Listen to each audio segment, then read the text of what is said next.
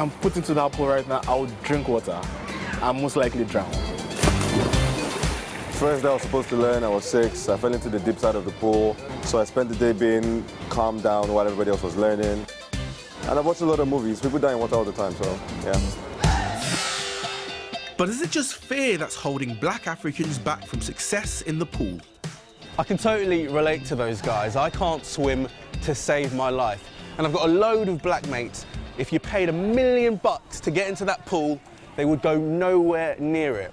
Now, this is kind of embarrassing for me to admit, but I've always bought into the theory that genetically, black people are made to run rather than swim. But that's not necessarily true.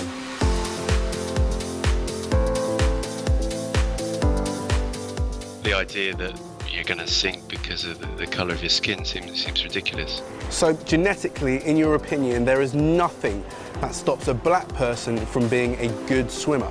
I'm unaware of any evidence for that. We're finding genes that can identify whether someone's better at endurance compared to sprint, but we're not identifying a gene that's saying this person's going to be a great swimmer because there's such a big skill element of swimming. So Professor Brinkley's put that to bed. But this is as far as you're going to get me in this pool. But there are some black Africans trying to bust this myth once and for all.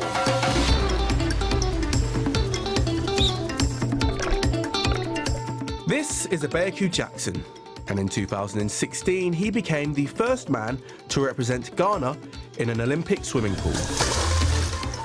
Being the first swimmer to represent Ghana at the Olympics was the most amazing feeling of my life. For him, a negative mentality is holding Africans back. They think because they're Africans, they lack some certain technologies and other stuff, but I don't think so.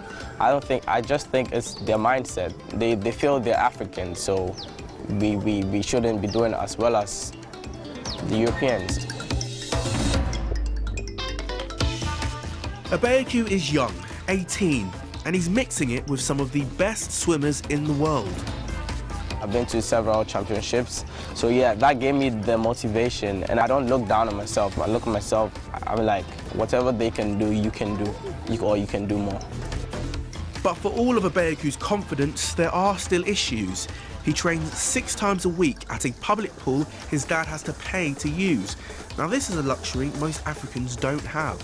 Swimming's a much more expensive sport to get into than, say, football, which helps explain why most Africans don't make it professionally. Over in Tunisia, Osama Malouli is Africa's only non-white Olympic champion. He thinks Africa's governments need to back the sport more. The sport of swimming needs swimming pools, it needs professional coaches, and it needs encouragement from the media. So all those 3 components, I think, need to be in place for the African continent to develop the sport of swimming. Now, you may well be asking, why are we showing you a picture of a car park when we're talking about swimming? Well, this was the pool at Ghana's National Sports Stadium, but it got sealed over around 10 years ago.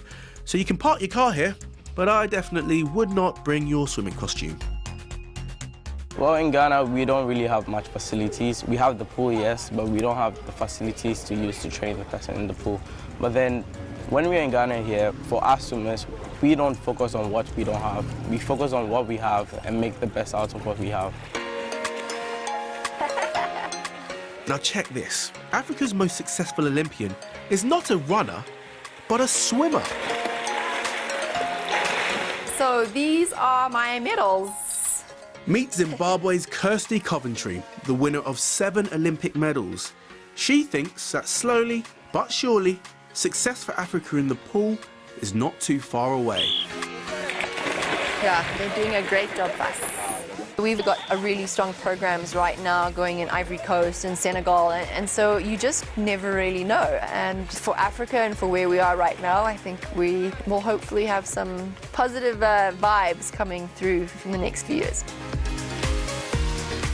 Despite all the obstacles, Aiassac Jackson hopes he's one of the new generation providing Africa with those positive vibes.